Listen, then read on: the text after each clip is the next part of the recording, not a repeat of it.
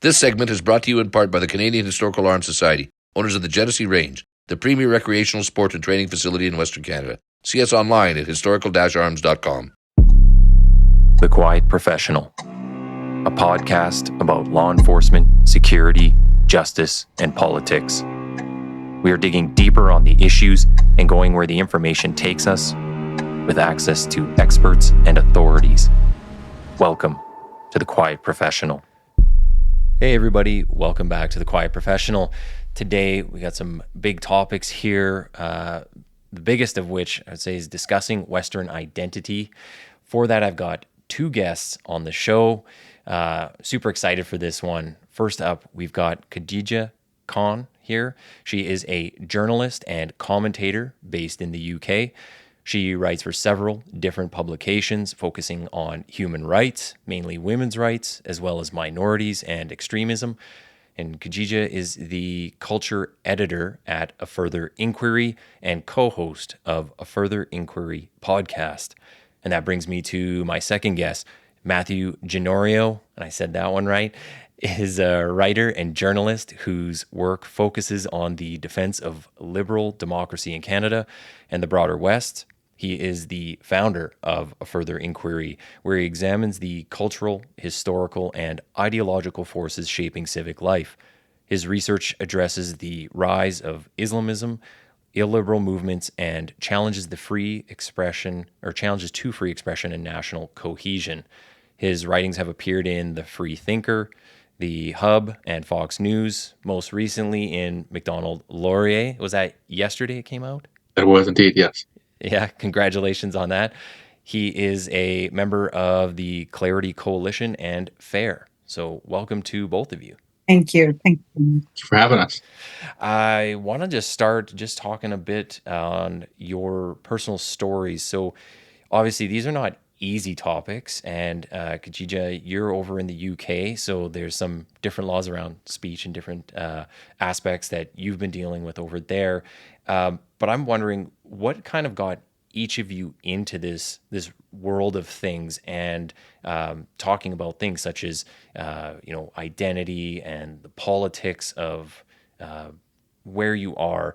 And maybe we'll start with you, Khadija. Thank you so much for having me, Nathan. It's been quite a journey, I would say, for me. When I was in Pakistan, I was entirely a different person there because I was raised in a religiously conservative household. So my upbringing was quite religious, but I wouldn't say that it was like to the point where people start having, radical ideas. It wasn't like that. For me, my mother was a Sufi Muslim, and my father was the one who was mostly conservative in terms of religious, teachings and edicts and all that. So I had quite a balance, not balance, but still I was able to have, an alternative, opinion to the religious orthodoxy while growing up back in Pakistan. So for me, there was the moderation was the part of the life that I was living over there under the influence of my mother, and the Islamic version of Sufism, where people, they relate a religious obligation in terms of protecting people and helping people, fellow human beings. So it is all, comes down to how you relate yourself with humanism, with humanity, and how you deal with people instead of, dealing with orthodoxies, religious orthodoxies. So for me, it was a kind of atmosphere where I could have an alternative, opinion to what religious orthodoxy is. When I left Pakistan, it was quite devastating situation over there because the governor of Punjab, Salman Taseer, he was assassinated because he wanted to bring forth a change in draconian Islamic blasphemy laws in Pakistan. And he wanted to help a Christian woman, Asia Bibi, who was in jail for allegedly offending religious sensibilities of Muslims. And it was quite sensitive time. And I left Pakistan during that time. So the situation was in Pakistan wasn't that great for people who have, dissent opinions and, not in favor of religious orthodoxies. But so for me, that was the point when I came out of that bubble, you can say, because despite of all that, development around us in Pakistan, life is like a bubble. You're living in a bubble, and you don't know the realities, outside of that bubble. So when I left Pakistan, I was introduced by myself, introduced to another word. I would say it was like whole new word where you could have the opportunity. You can have the opportunity to criticize religion, to mock religion, to these kind of ideas. I mean, I could have this imagination that I can criticize certain religious practices and ideas. However, mocking religion and denouncing religion, that was beyond my imagination. I couldn't just have any thought of this sort. I got into questioning Islam, and at first I was of the opinion that we can bring forth reformation in Islamic teachings and all that. We can reform Islam, and then later I realized that reform cannot take place in within the realm of religion. Yes, there can be reformation in the attitudes of Muslims as people, but it's hopeless to think of any sort of reformation in Islam unless you discard certain aspects of religion which are inhumane, which are discriminatory, misogynistic.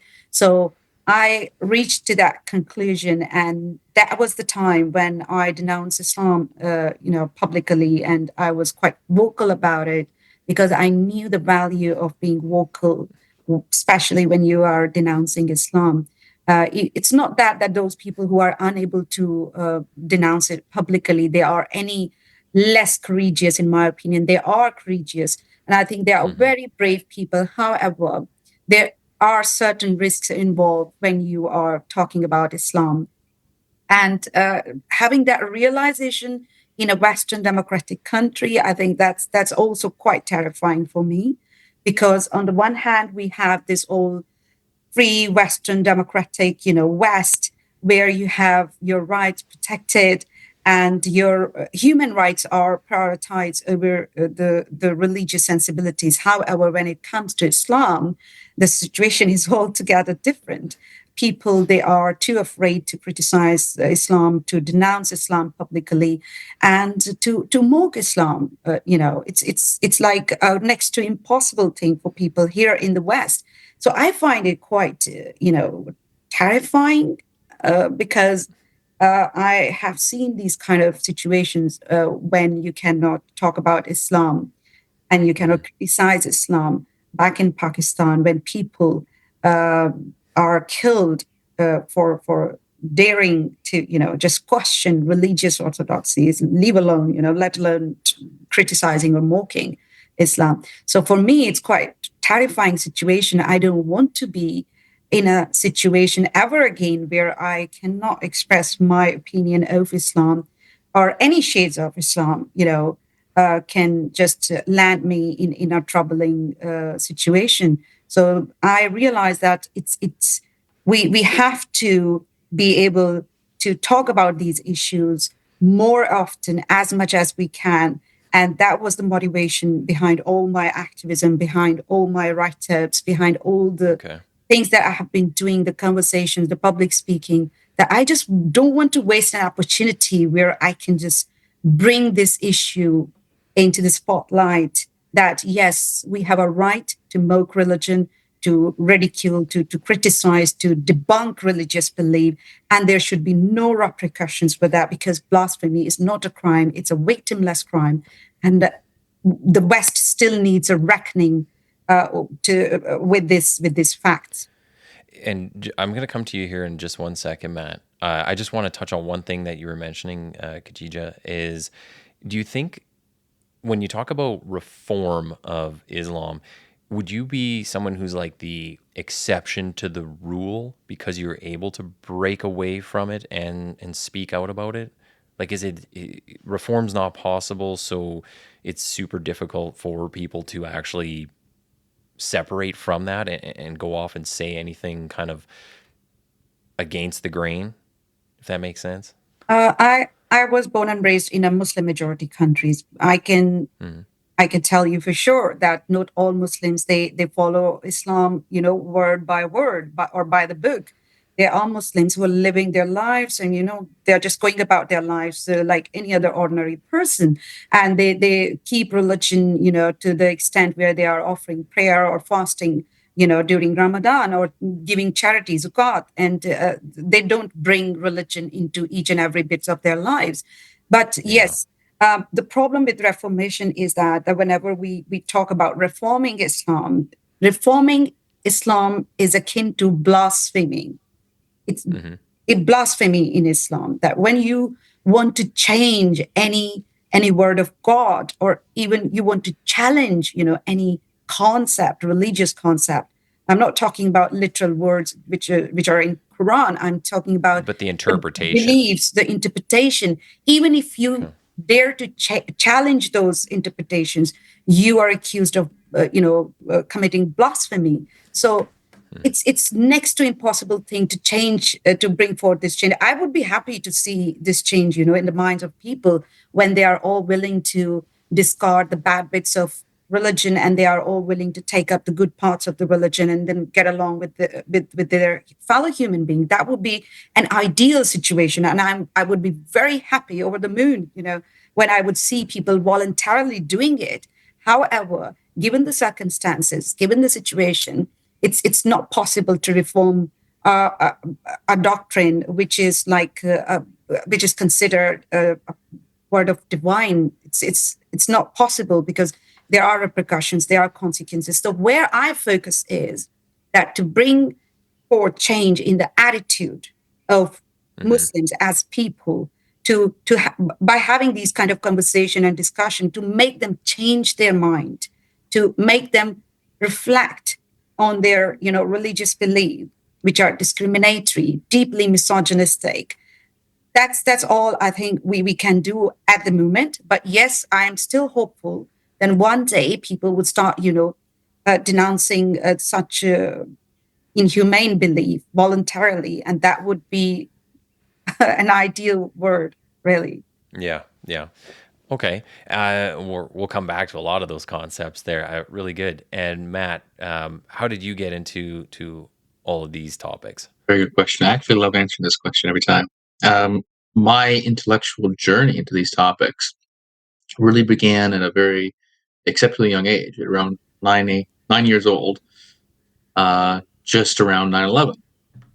And my entry to this was pure curiosity and intrigue. And asking extremely big questions at a young age of what's going on in the Middle East, what's going on in the world, what's going on with our approaches. Are these narratives, or are these factual approaches, or these factual statements? I wanted to know about the ethnic and religious minorities of the Middle East. I wanted to know the history of these terrorist entities. I wanted to know, what is Islam? What is Islamism? Very big questions. And I slowly, through research, through inquiry, through questioning, and then realizing, okay, it's this whole idea of this anti-Western is not accurate. That the U.S. started everything. It's all the West, all bad, and everyone else is a victim. This narrative is bullshit. And through a lot of investigation, a lot of reading, a lot of conversation, I began to formulate views, perspectives on things. And I'm open to expanding my perspective and views. I've never solidified, but it definitely started at that crucial point. And seeing where everything was going in that time became a very empowering thing for me. Like, okay, there are people in politics, whether it's the US, Canada, the UK, who are almost laying down the arms, are almost laying down the very values that we cherish in one sense, and opening our arms to self-destruction by allowing our stories, our histories, our values to be trampled on, or to be Yeah. to be ashamed of them, as if not even to mention them. And not only is that bad in the obvious way, but it's also bad in another way, which we've seen more in the last decade, is it allows equally negative forces on, say, the political right or the extremes of the left, extremes of the right, to fill that void, utilizing this identitarianness to have a kind of uprising, if you will, of, well, the mainstream politicians, government officials, etc., aren't working with you or for you, but we hear you. That's never good to my mind. You know, when you have factions using identitarianism for that, that's never good, because that leads to ethnocentric bullshit. And that has been a really pushing force in my life, and realizing, that when somebody says to me, what's your cause? After all your research and studies, who do you stand up for? I think one of my first people I stand up for are minorities within minorities. Someone like my dear friend and co-host, Khadija. Someone like Yasmin Mohammed. Someone like Azra Normani. There are many, as Khadija was saying, beautifully saying, that there are many practicing Muslims who are themselves self-reformers, I would like to call them. They're not reformers in the mainstream sense, say in a Christian or other sense, but they are self-reformers. They are practitioners of their faith, but in a full acknowledgement of the incongruency with Islam and Western liberal democracy in its current form. But they are self-reformers. If I could say on that real quick, that is one thing that I've brought up in past conversations. It might have been with Mubin when I chatted with him, and it was just talking about where are the people from inside those groups, inside those cultures or those religions calling it out, right? It's like, okay, if you don't want to be labeled as that, then where are you publicly saying and siding with the other side, saying like, hey, we don't want that here, we don't agree with it? So sorry to interrupt, but I thought that's a really good point that you're making. No, you're right. And it goes back to basically what Khadija was saying as well, is even if you are, whether you're a self-reformer, perhaps, let's say that, for example, or you are someone who's an atheist, ex-Muslim, but you still belong to these groups, these cultural, ethnic groups, there's going to be a lot of pushback, and not just in I don't like you, you're making me feel bad. There will be threats to your life. Yeah. So there is a lot of that to consider, and that's where it comes in. That's why these things are layered. If you are going to be someone who's going to speak out, ideally in a Western liberal country, your voice needs to be protected. Your words need to be protected. You are literally sounding the alarm for what's going on, and you're telling people, you're asking for help. You're saying, yes, I'm telling you what's going on in this community. I'm telling you what's going on in this enclave. And the problem is, if you're not going to be harmed or shunned by your family, you will certainly be harmed or shunned by the wider community. And then the reinforcement is the irony, in so many senses, is the platitude and the impish term of Islamophobia will be labeled on someone who otherwise is or was Muslim, for the sheer fact that they don't conform to the group mindset, either of the community, of wider community, or familial and community obligations with respect to culture and religion. And those individuals are the ones who deserve the most protection. They are the canaries in the coal mine. They are letting us know what's going on. They are shedding light, in a very real and detrimental sense, shedding light on severe issues that have that only go upwards. And you see so often these self-appointed community leaders are the most austere and have no, who appointed these people? I don't know any person man or woman who says, yep, these are the people I want representing me in my community when something happens. That's an issue. It's an issue when, that people are in such disarray to not call out things that are going on a community level out of fear for their own protection or fear of being muzzled. This comes down to something I've touched on briefly years ago and still find very intriguing. It's never gone away, is the idea of communal radicalization and the idea of a healthy community versus an unhealthy community, and how community engagement also implies that any given community has to be involved in the greater society. Okay. when you're not involved in the greater society, you don't even know where you are. And a good living example of that one is Yasmin Mohammed, who grew up in Canada, yet said I could have been anywhere. I didn't know. There was so much containment of cultural, familial containment, that it was irrelevant. She didn't know any of her rights, any of that. And that's more eerie. That's such a common story. I was going to say, just back on what you were talking about, like labeling people with the isms or phobias. I was going to say, like, well, welcome to the world of law enforcement, because I get called an ism or told I have some phobia every single day by every single group. The difference, though, with people that you're talking about is, I have a radio I can call for backup if I'm in trouble. If my life's on the line, I have use of force that I'm allowed to use.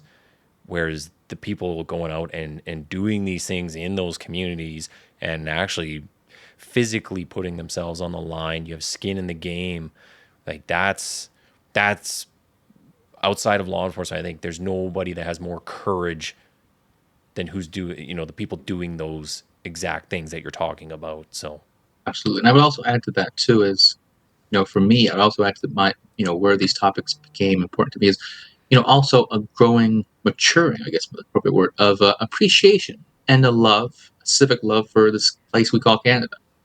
I think we're, for anyone who lives in any place, Canada, any province, how provincialized we are. And that's not, it's a healthy sense. But, as you travel more, as you talk more, you and I, Nathan, you see the differences, but you also see the continuity. And you see, like, there is this great thing. There's provincial culture, histories, but these histories of culture, these movements, pre-1867, post-1867, have combined to create this thing we call Canada. This is a shared project. Too often, I think we have fallen into, and governments, regardless, left, right, federally, provincially, it's almost as if they've given up in so many the backbone and think we're just sharing geography, people in this location. Well, that's not the case. We need to have stakes in the game. We should take pride in a very civic way of what this thing is. And, I think the shame lies on the educational system as much as the politicians for wanting everything to be bogged down, dreary, boring, unexciting. And when there is a vast number of exciting things throughout Canadian history, throughout provincial history, that has contributed to this beautiful thing we call Canada. And did you Yeah, want to jump in there? it's a very interesting point, and I find it really fascinating when people say this, that where are the moderate Muslims? I recently heard this from some politician in Parliament, and they were talking about that every time we talk about Muslim communities, that they are always the moderate who are nowhere to be seen. I mean, these are not the exact word, but that was the crux of their opinion. And I did say this in response that it's not the fault of those moderate Muslims who are not coming forward, because we know that there is a fear of life. There are consequences to speak out against Islam. There are repercussions that they can face, or they may face, in their day-to-day lives, just because they want to just highlight some problematic areas, in the communities, in their own communities. The problem is with the authorities, with the politicians, because they are least interested in engaging with moderate people. They are more interested in engaging with people who are more and more conservative in their outlook, in their demeanor, in their day-to-day activities. They are more conservative. They are more orthodox, and they wear certain marks of their identity, such as hijab, burqa, and niqab. They are the Muslim women they want to engage with, and men with beards and in traditional Islamic clothing. They want to interact with those Muslim men, and the community leaders that we see, as Mathew has put it brilliantly into words, that these community leaders, they are self-proclaimed, and nobody has appointed them, nobody has elected them, yet they have been given the credence by the authorities, by the politicians. They have given the importance, they have given the designation of being a spokesperson of the community and speaking on the behalf of the whole community. And these are the people who use religion as a tool to take the whole community hostage. They are the Mm-hmm. people who tell the whole community that if you go out of the line, if you fall out of the line, you are going to be in trouble. And these are the reason that people who don't want to, meddle with these fanatics, because they know there is nobody who can protect them from the consequences or from the repercussions. It happened in the case of Hamid Koskon. It's a recent case here in the UK. He was burning a copy of Quran outside the Turkish consulate in London. And there was a man, just a passerby, he got offended and somehow he was carrying a knife. I mean, it's a coincidence in it that he was carrying a knife and then he started attacking him fatally for some reason, or for luck, you can say that he was not injured badly. However, that person's and his religious sensibilities were given priority over the right of that man who was using his legal right to protest against the Islamization of his country. And he was not talking about Muslims, he was talking about Islam. However, the first reaction from the knee jerk reaction from the authorities was to accuse him of attacking institution, the very institution of Islam. That was the first allegation that came forward. Yeah, to prosecute that person who was just exercising his legal right. He lives in a free democratic country, and that actually exposes the tendencies and the preferences of the politicians and the authorities with whom they want to interact, with whom they want to, have these kind of discussions about orthodoxies, about women's right, about minorities within minorities' right, in these closed communities. And that is the problem we are having in the West. The people who are having moderate view of what a Western values should be, on how we should espouse, as Mathew was explaining, that people, they are moving away from their Western identities because they feel shamed about it, because they are, this is this guilt dripping, attitude that we cannot say that we have humane laws in free Western countries and we treat all minorities, all group from all backgrounds, equally under the law of the land. They somehow feel ashamed, for doing so. And I find it really problematic because I am an immigrant, but I so passionately espouse British values, which is tolerance of opposing views, which is equal law for everyone, and which is individual liberty.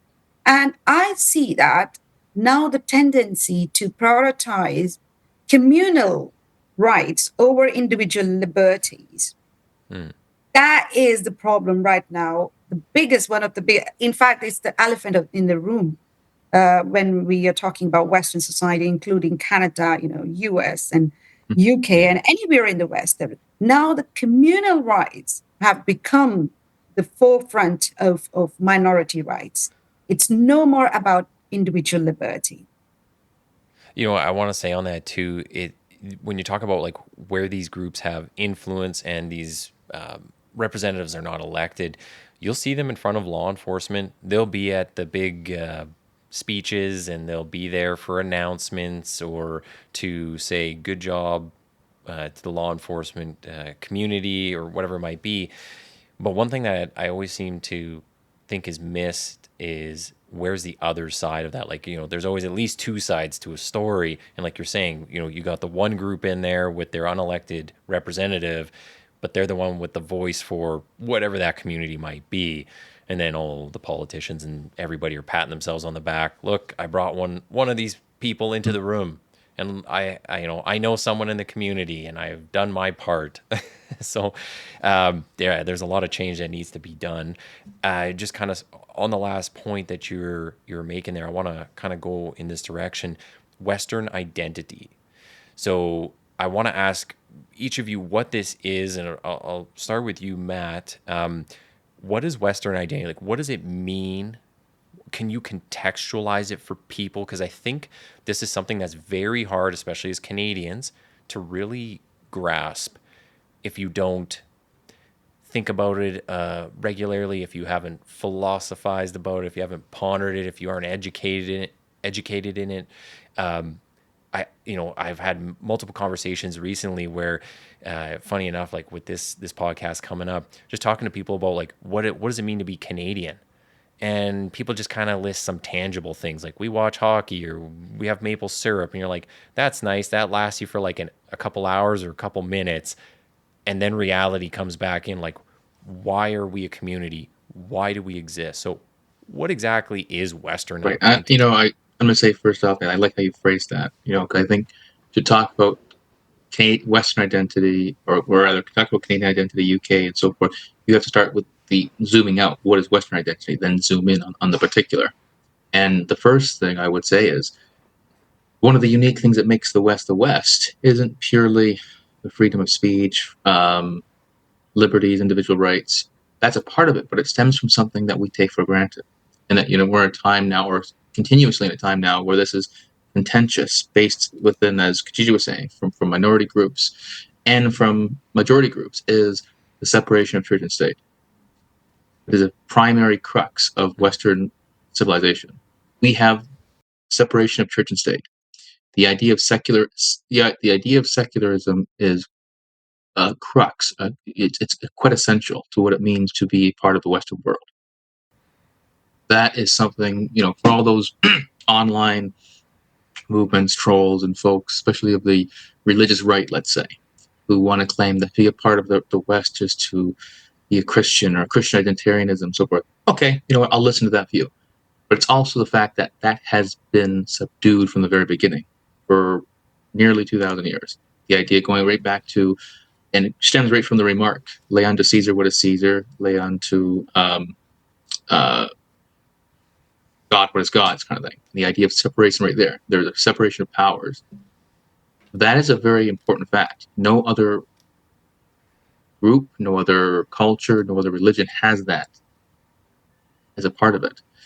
And that from everything else stems from there.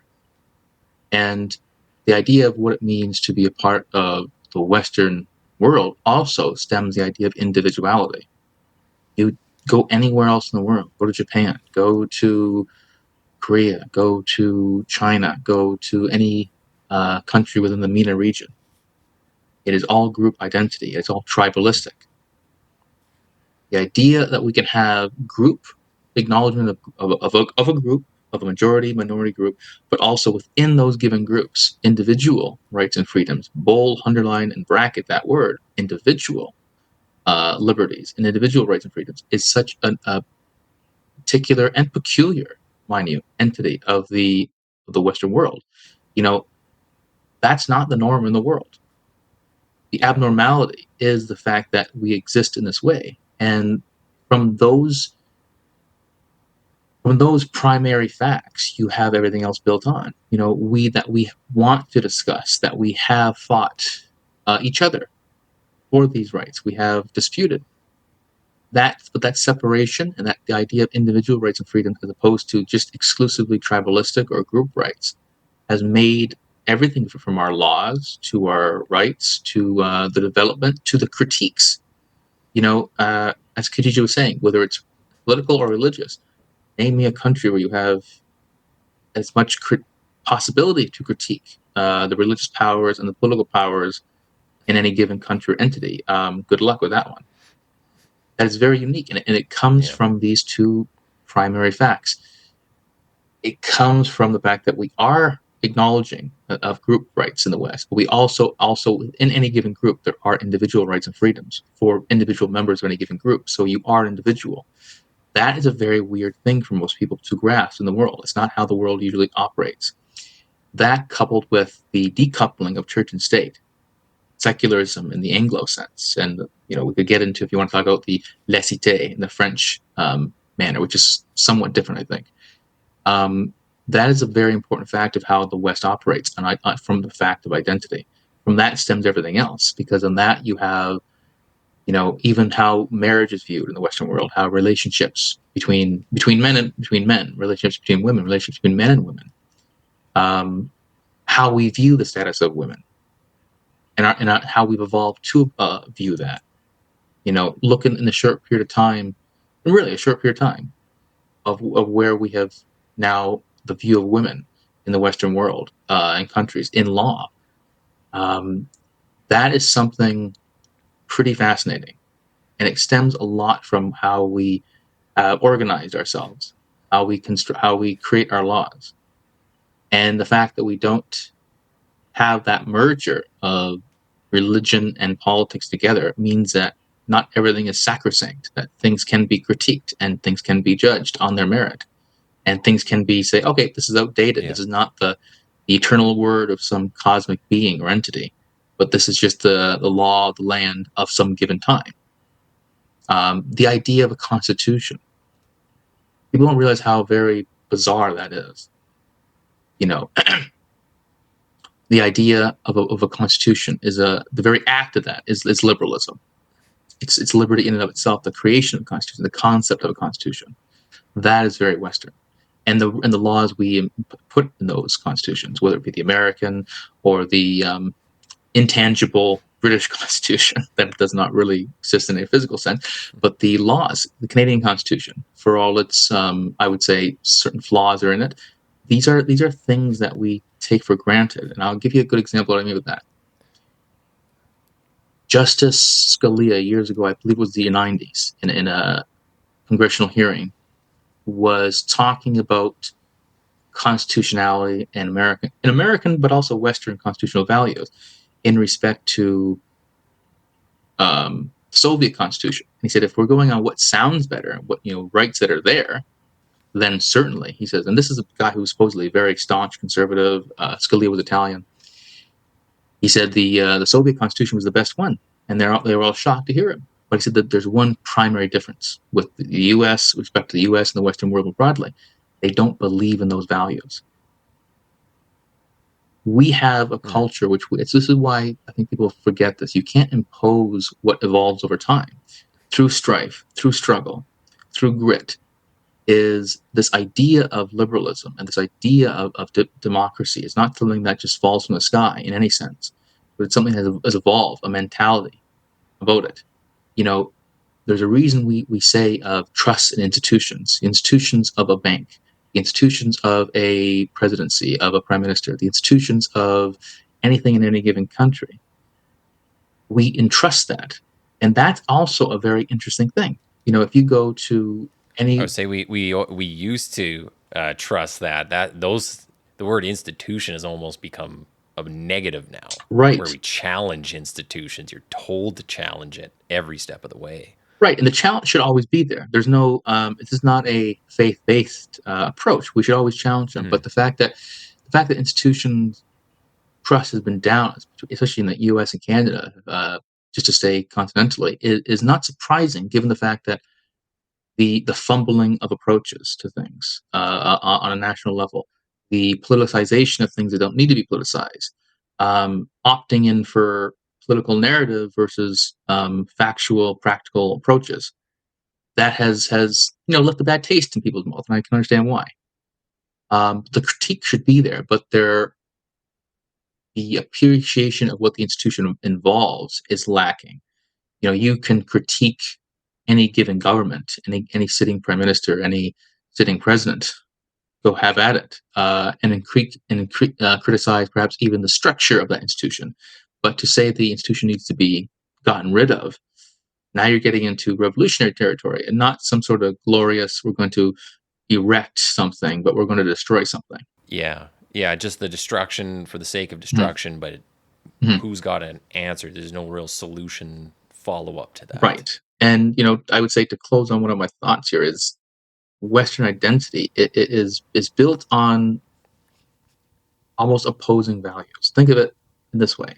And it's very, the trust in banking is something peculiar to, even as I'm sure Khadija would say, is peculiar to the MENA region. The idea of trusting an institution as opposed to trusting someone like a close friend or family, You're trusting institutions are very bizarre. That's a very Western thing. But also this idea of both liberty and democracy, two opposing values, two opposing things. I mean, that's conflict in and of itself right there. And yet we have, through grit, through grain, through debate, through argument, through a bunch of things, we've emerged to make these things workable and congruent. And yet they still are opposing. You can have a democracy without liberty. You can have liberty without any democracy. I find a lot of people really don't even understand what freedom means. They think it's I can do whatever I want, when I want, and how I want, and nobody can tell me what to do. But I think what people really don't realize is you have freedom because you do have some limits and you have some constraints that allows you to be free. Freedom isn't just complete totality or in total, like you just do what you like. It's because we're given some freedom to do what we want or be who we want to be, but we can't then go and impose that on other people. So yeah, I think there's so much confusion when it comes to these topics. Yeah, no, you make a lot of good points. Immensely so. And I think because they become topics not of intellectual, philosophical discussion, what have you, but they always end up being a topic of not even just purely political conversation, but a part of what side of the spectrum you're coming from. Yeah. And that's where things get mucky and murky and detrimental very quickly, because the notion of freedom, if you're using a political spectrum analysis, then you're already lost, because for the left, in broad strokes, wants freedom, but freedom within a very particular framework, and often some constraints in there. And if the right more broadly has constraints on people or activities, but they also have this very abstract notion of freedom. It's as if you're running around in a field, like, what are you doing with this thing, this mythical freedom? But we forget the one thing, the variable on both sides when we get into that narrative, is we forget the fact that freedom begets freedom. You can have glorious things from that. But if we're talking about individuality, and why that seems to be fearful of both, religious groups, Christian as well as Muslim, as anyone in the West, is, and this harkens back to, dictatorships of the late 20th century, last 20th century, is freedom is something we value in the West. Freedom, individual freedoms, individual liberties, we cherish it, we value it, we protect it, we uphold it, we fight for it to secure it. But with those freedoms and with the actions that correspond to those things that we take, we have responsibilities. Those consequences and responsibilities are solely on us. Nothing about liberty, nothing about freedom is actually free. You have consequences for your actions. You live in a society, you live in a country. And that's almost too much for so many people to bear. And it's no wonder you have these mass movements. You have these people of any identitarian groups, religious, political, thinking, well, I can't bear this, but we can do this together. I have your back. Don't worry. It's not your responsibility. You're a part of us. It's our responsibility. We'll help you out. So now you're giving away willfully, freely, interestingly, freely giving away your individuality, your individual freedoms, your individual mode of thought, which is the most crucial thing. And you're comprising to the hive mind. I think it's a good place. We'll jump to Khadija, because I want to get her take on this too, on just Western identity. If you can kind of make it tangible from your sense of it, especially being in the UK or based in the UK. What's your take on this? As I told you, that when I left Pakistan, I experienced a new word, a very different word. It was altogether different from the environment I was raised in. And what I find, like the concept of secularism, it is in application. We do see it here in the West, where the laws and the policies and even the human interaction have been, based on the concept of secularism, the tolerance of opposing views, the tolerance of different, religious views. But we know that the West, what is West witnessing happening in the Muslim majority countries or in other part of the world, it's not something new to the, Western people. There has been a history of the West littered with bloodshed and, the fights over religious beliefs and who is the true Christian, who is not, who is practicing and who is not. I mean, what is the meaning of being a religious person? So there has been a history, and after that history, as Mathew mentioned, that this is a process of evolution. It was not an idea that fell from the heaven, that to respect someone's belief or to have this separation between state and religion. That's evolution that brought human beings here living here in the West to the point where they decided to have separation between state and religion. And that is the most striking distinction between the West and the rest of the world, where we don't have any separation between the state and religion, and people, they still are having these conflicts and wars and in fact genocide, which is taking place right now in Sudan at the moment. And there are motivations, religious motivations behind that genocide. People don't want to talk about it because it's about Islam. So that's another story, however. Anyways, when we talk about Western identity, so there has been a history, and then came the period of Enlightenment, 18th century, when people started having, more focus on education, on science, on philosophy. Then people like John Locke, they started, advocating for the rights of people to have different beliefs and not be persecuted. So that process of evolution continued and continued. And today we're in a position where we can respect individual liberties and individual freedoms. And we have this separation between state and in the UK, it's not a constitutional separation, though. There is still religious influence. However, it's a largely secular society. The laws and the policies, they are based on secular values. So despite of having religious, influence on the constitution, which is unwritten, of course, level, we still have secular in a very lively and vibrant form here in the UK. And I think that is what differentiates the Western identity from the rest of the world. That people, they can be from different background, they can have different belief, they can have different opinion, but still they are, respected. They are in terms of having equal rights, in terms of having a dignified life here in the West. And I think these, as an immigrant, when I can observe these values, these British, I call them British values. I live here in Britain, and I see that these values are espoused and embraced largely by the society, by the law.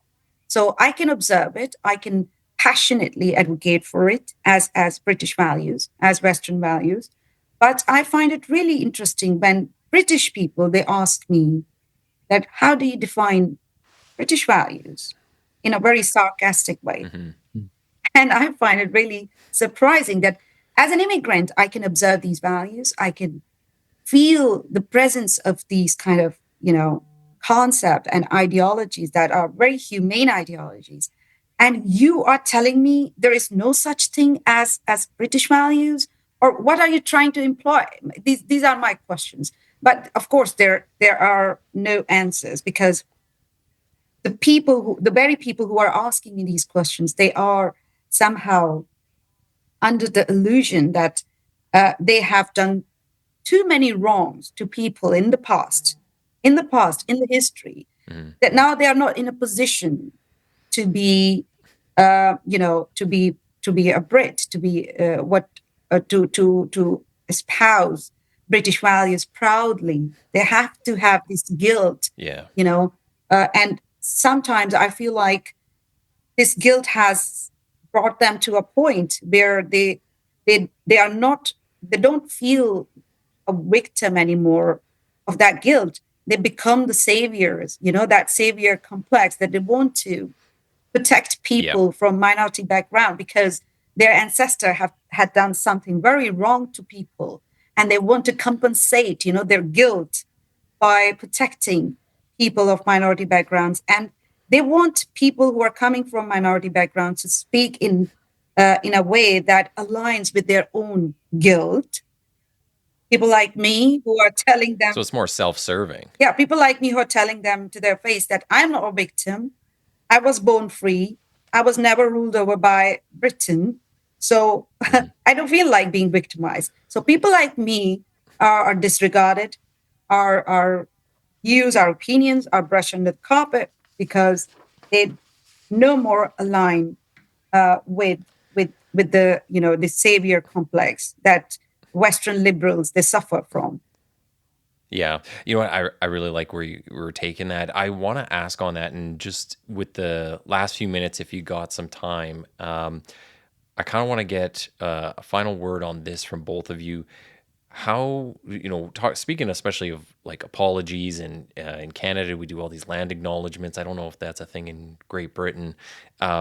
Is it a thing over there, land acknowledgements in any way? Like, I guess you wouldn't have that Here same. in Britain, I don't think so. But it's reparations. Yes, there has been, talks about reparations, and sometimes we hear talks from the clergy, from the, religious, uh, you know, that realm that we have here. That we have to do these reparations in order to get rid of the guilt, that Okay. we did in the past. So it's not about the land very much.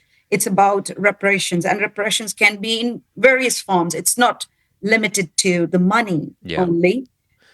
It's of course it's a ridiculous thing to say that the grandchildren of those people who suffered in the past they owe anything. The society owe them anything. I don't I mean, why would I be paying reparations for anyone? Yeah. But my tax money, why? Because I am someone from uh, uh, having background from India, and India was ruled over by Britain for so long. So I am one of those people who have linked to those victims. Yeah. So why would I be paying? And British society is so diverse society at the moment. Having this kind of conversation about reparations, they only create more divisions. They only create more resentment between the communities. It does nothing to bring people together. So that's kind of my. I want to ask is like, what is the solution then? What can we do? I mean, obviously, we have podcasts where we talk about this stuff. You both are writing. You're both public speakers. Is there something we could do in the education system that's missing? Can we change political rhetoric? Like, where's the place to start, I guess, is my question. Whoever would like to go first. Well, if you don't mind, Matt, you can go first. Please. I think with respect to your question, Nathan, on land acknowledgement, which is a weird anomaly in North America more than it is in the UK. They're a great, not only a virtue signaling and congratulatory acts of display, but they're also means of distracting the greater public from real problems within those indigenous communities, ironically, because it costs more money to ensure clean water on a reservation, or access to education, or access to resources that are allotted by the Crown, as opposed to giving some sort of quick and virtuous ceremony of the land. It's a great way to distract from the actual realities. And I would also add on to that is, what can change it is are little tweaks that have monumental impact. One, that our political leadership in Canada, and I say this to all of them, this is not an either or, left doing it right, left, good and bad. No one is talking about the view of the nation. Everyone seems to be in a managerial framework in politics, whether it's the U.S. maybe is a subtle exception to this, but in Canada, for example, and you see this even in the U.K., is this, we're not really governing a country, but we're managing almost a corporation. And this is a very detrimental approach to politics. It's not like this, oh, it's modern, you want some sort of technocratic guy. Okay, maybe. I prefer technocrat over a dictator, but this is not But politics. that's why I always make the distinction. I make the distinction between management and leadership. Mm-hmm. I do that right from the law enforcement level right through all the politics, because there is 100%. There's people who can manage. They'll come in and do the bare minimum or just get things by, but to actually take a stance to know what you believe and why you believe it, and then to go out and speak on that. I mean, that's a whole nother level, and 100%. we're not seeing that in a lot of the administration. No, we're not. We're seeing, all we're seeing is a sort of appeasement to this inacknowledgement of who we are and what our values are. I mean, the original approach when it came to such things as left and right or conservative and liberal wasn't a denial of reality, but it was a perspectival difference.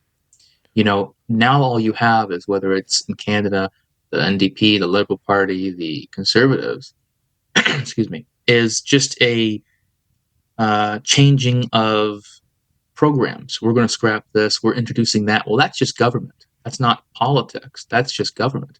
And when you're no longer able to say, okay, here's what Canada was, here's where we are now, and here's my view of the nation going forward. If you cannot express that in a campaign or in your words, the fact that we don't ever talk about foreign policy approaches in Canada, it is shameful on its own right.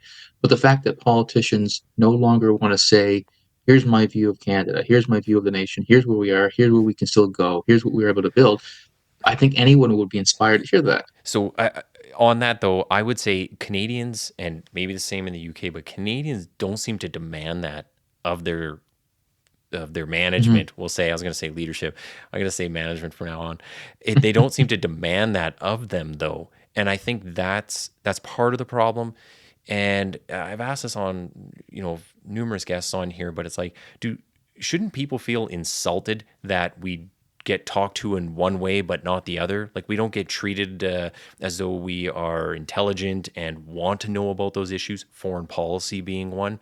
Instead, we get like, they just say these flippant, canned statements, and it's like people should feel insulted by that and demand more. So, rightly so. I think they should. I think there's many reasons for this. I think the two primary ones are fear. I think fear people, if we have somebody in politics or an outsider saying, hey, I want my politicians to talk about this. We have a culture, we have a value, we have an identity here, whether it's provincial, federal, national, whatever the case may be. I think general people are afraid of being, well, you're offending so and so. I mean, Khadija can vouch for this in the UK. Just standing up for being British or being English, Irish, standing up for that is deemed it's discriminatory against other groups.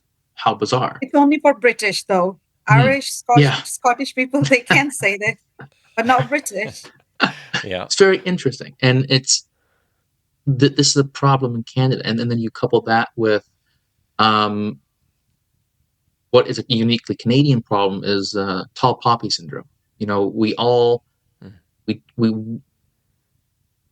almost can't be the lone person standing up and doing something different in Canada, and that's a problem. Could be the climate, could be a bunch of different things historically, but and I think in some respects it's also an Ontario thing too that just filters across West Canada, where people will acknowledge, perhaps of a certain generation or certain mentality, regardless of age, really, of the issues and of what they want to be better, but they won't pressure politicians. They'll just complain among friends, over a drink, over a coffee, and the case. This is a very Canadian thing, and so that the onus is on us as much as it is on those in power. Why should those in power do any more when no more is demanded of them? Yeah. I mean, a great living example of Canadian political history, I think is for those viewers who remember, former leader of the Liberal Party, Michael Ignatieff, when he was running against Harper. That was a perfect example of what I'm talking about. Ignatieff came from a lot of academic background, journalistic background, had very good approaches. He was, by today's standard, he'd be probably considered conservative, ironically. And his approaches were wanting to take foreign policy, wanting to talk about these things, and people didn't really have any desire to want to talk about it. He did so much, and yet there wasn't much wanted from him in that regard, and he didn't know how to not deliver that. And then it wasn't much effort on the Harper campaign, his people surrounding him, to get him elected again. And the approach during that was interesting too. We have dabbled in, that especially during that Harper Trudeau period, during those campaign times, we've dabbled into, which I think goes to heart of your question. We've imported a lot of what I've dubbed over the last decade plus now American originals that are not part of our politics, are not part of our discourse, and whether it's certain national shames, certain approaches, certain mechanisms politically, and we have imported these American originals into our discourse, into our body politics, which are foreign entities in the truest sense. They're not compatible. It's like trying to put a hexagon in a circle. I agree. What are you doing? What are you doing? Talk about the issues that pertain to Canada and Canadians across all lines. A good example is, going to your heart of your question. I know this is a long answer, but I had it years ago. People always ask me what's my favorite conversation, and I could name a lot. There's really extraordinary conversation, but on the topic of Canada, I had a conversation years ago with Candace Malcolm, and knowing me and knowing my politics, we're very different parts, but we found commonality, not in the fact that we're Canadian, politically different, but we found common ground. And one of the things we said is, regardless of your politics, regardless of your political leaning, and excluding the obvious of the extremes of left and right, if you're just talking about, let's say you're a liberal, you're an NDP, you're a Green, you're an independent, you should take pride and just step back, zoom out, because everybody's hyperly zoomed in all the time, and take pride in, this is not just some conservative party. This is the Conservative Party of Canada. This is the Liberal Party of Canada.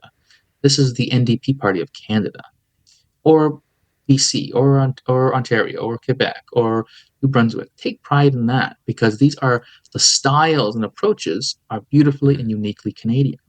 There is something to be said about, being in love with argument, in the sense that the argument that occurs here, and even if it's between just the Liberal and Conservative, is not the argument that's going to take place in the UK, not the argument that's taking place in America, not the argument that's taking place in France, and rightly so. And that should be a source of civic pride right there. The fact that we have red Toryism, something that Canadians should have pride in, that is uniquely Canadian. The Brits don't have that. That's not a predominant thing. That is something we should take deep pride in. I really appreciate all those views. Khadija, I just want to get your take on this too. Being a slightly different part of the world, I think it's always good to kind of see what are some of the solutions, because you have your own experiences, different experiences. I live in Britain, and Britain is one of the most diverse society we have in the West, and it's always beautiful. It's always it's encouraging to be a part of a society that welcomes you with open arms, and that they don't see you as someone who is an outsider, but see you as a very much part of the same society and the fabric of the society. And you quickly get woven, into the fabric of the society. You don't have to make much effort, to be very honest. Because I'm speaking for myself, but I didn't have to make any much effort to be a part of this society, to espouse the values of this society.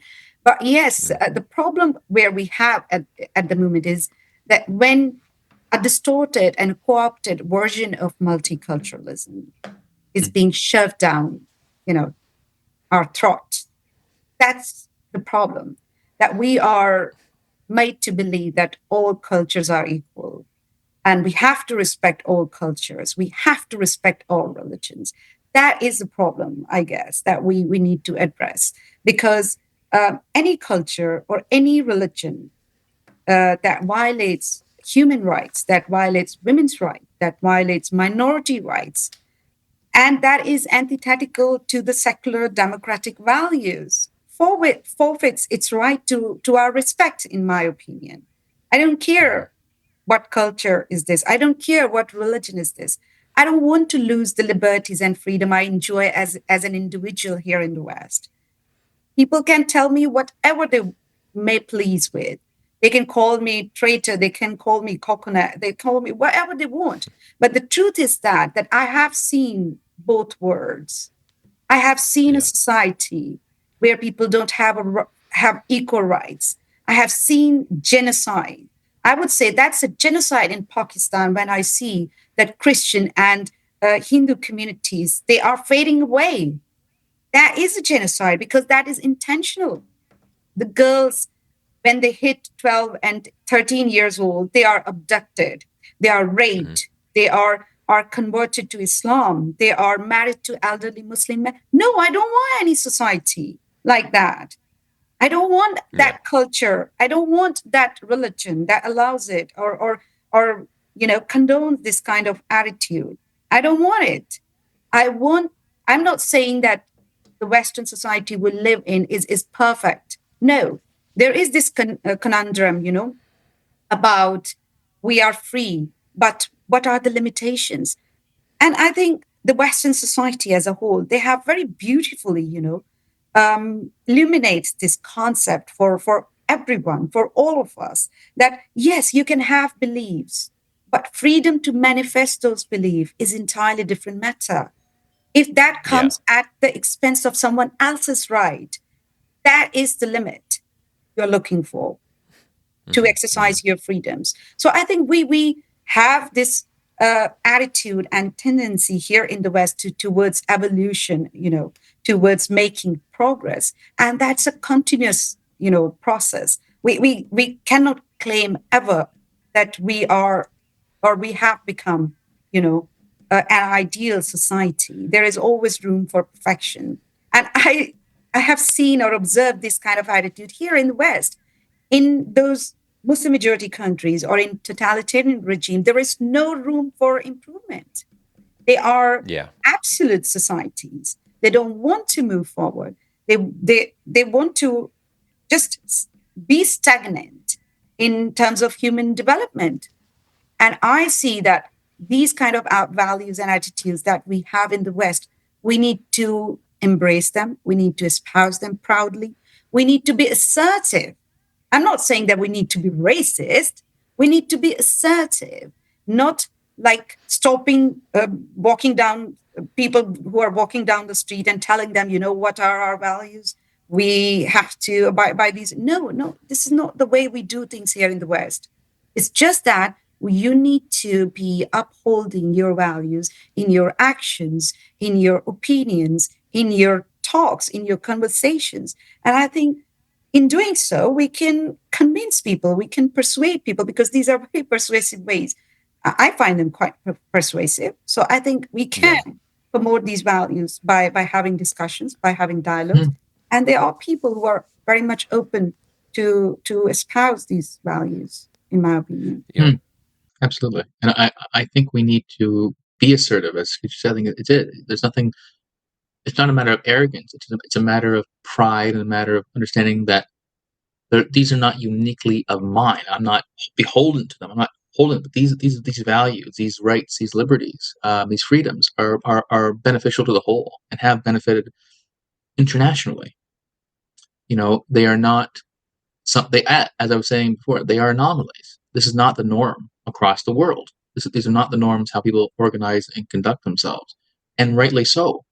They are revolutionary in action, not just politically, but in the matter of the thought process that allowed these things to develop is peculiar and odd. And these oddities allowed so many beautiful things to occur, in individual liberty, thought, progress, as Khadija was saying, the Enlightenment. You know, I can't imagine any of these things occurring elsewhere because of the way we've organized, because of the way we bicker and argue. We want to find, we're in pursuit of some truth, but we're also going to argue our way there. There's kind of a beauty involved in that. Yes, and just one brief thing I would like to say that Yeah. even the religious people, they have rights, freedoms, and liberty to practice their beliefs in secular societies, in theocratic regimes, in if you can look at Muslim majority countries, the people there are infights going on. There are conflicts between Muslims. You are not good enough Muslim. I am the best kind of Muslim. So these people, religious people, including Muslims, they have far more rights here in the Western democracies, secular democracies, than they can ever imagine in any Muslim majority country with Islam, its state religion. Yeah, I was gonna say on that, we get to bicker over here. We get to have our disagreements and debates. It seems like most of the rest of the world, it either turns into slap fights or people end up shooting each other. Like it gets actual violent. So yeah, I think we do have it really good here. And just back to an earlier point, and I'll because we're just coming up to the end of the time, but I'll have to get you both back on because you were mentioning Khadija, talking about multiculturalism, and just as we were running out of time, I was like, oh, should we talk about the solution side? I always like to kind of end on that, but then I was like, I had this part about multiculturalism versus the melting pot idea and some assimilation in there. So I'll have to get you both back on because there's so much more to talk about. And but we've had a brilliant discussion here, so I'm really appreciative of that. And thank you both for your time. Just as we're at the end of the time, I want to give you both just a chance to say where people can find you and your work. Matt, we'll start with you, and then Khadija, I'll give you the last word. Well, Nathan, as ever, thank you for having myself and Khadija here today. We're happy to be here, proud to be here. You can find my work, our work, Further Inquiry on Substack.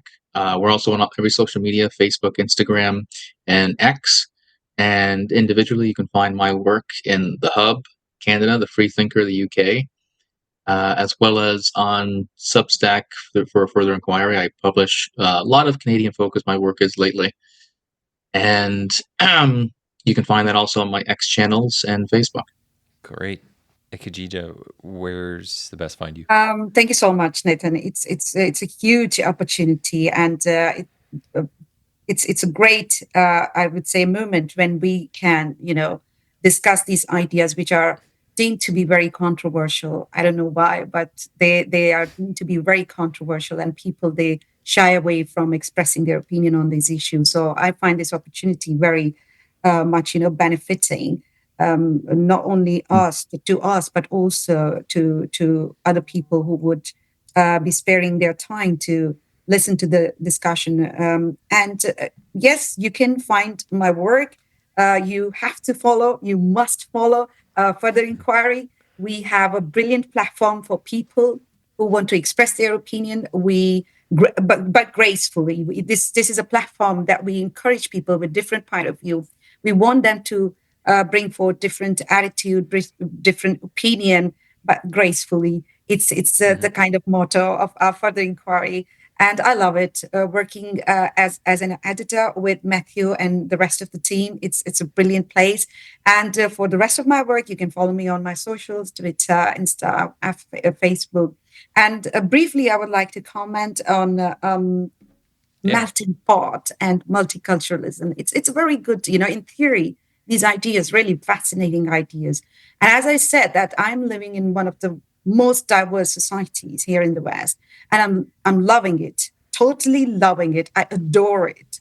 However, where there is a problem, the problem is that we have stopped respecting, the criticism of all beliefs. We have stopped it to some extent. And that is where we have stopped making progress. Now we are regressing. Now people are going into the boxes, I am from that community. My color is brown. My color is black. I am white. These kind of things are happening because we have stopped talking. The very notion of free speech that we espouse and we adore, we hold, like we try to, apply it in our lives, that's being faded. And I think that is where this whole concept of multiculturalism and melting pot being co-opted and distorted. We do want to live with people from different backgrounds. However, we don't want to just respect all the ideas. I mean, that is bonkers, really. Right. That is for the birds that you should stop talking about ideas. Here. Yeah. Here. I completely concur with this, and I would say, I'll leave a question for your viewers. Tell you two. One, the world itself is multicultural. I don't think many could refute that. Why do we need to legislate it? You, when it comes to any Western liberal, free society, secular society, you can have any tradition you want within reason, that's not promoting harm, harming others, and so forth. Have it. We want to celebrate that. Who doesn't? Who doesn't want to celebrate that? I want to celebrate that. I have an Italian background and a Scottish background. I want that to be celebrated. I love that. I love the fact those are my heritages. I love the fact that I'm in a generation of people who are allowed to do that more than in the past, and I want others to. But when you come down to legislating it, in Canada, for example, as the Mulroney government did, you're getting into different territory now. You're getting into territory where those who have vicious and insidious perspectives on things, to say the very least, will politicize and weaponize the idea of the multi to benefit a particular selection in those particular groups. It's no longer about the enjoyment, the celebration, the delightness, the things that actually bring us together and say, oh my God, that's so hilarious. I do that too. Or we have this peculiar thing too. Oh yeah, my aunt does this, my cousin does that. It allows for not integration, not assimilation, and not unity, but it allows for disunity and strife.